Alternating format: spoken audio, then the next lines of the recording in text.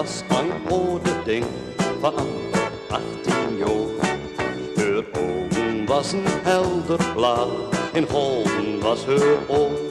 Zij woonde nog bij haar olu, maar dat beval haar niet. Dus ze zijn komen in de stad, tot haar olus verdraaid.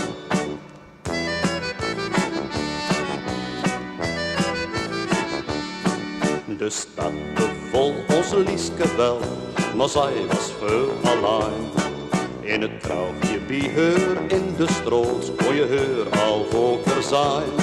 Zij kreeg door kennis aan een jong, die haar wel wat al leek.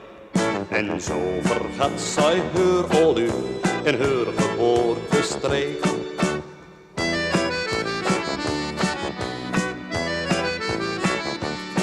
Die jong, die rook een soort tabak, doorroet draaide hij een stik.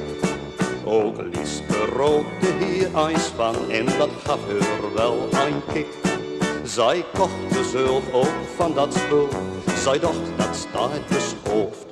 Maar voordat zij de aard in haar, was zij eraan versloofd.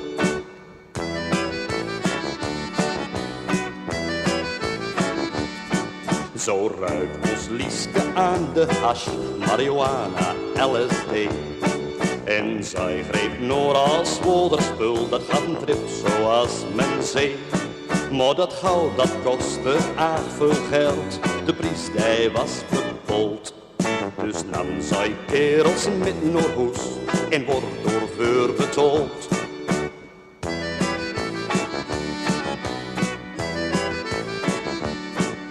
Dus Wichter, let op wat ik zeg en luister naar mijn rood.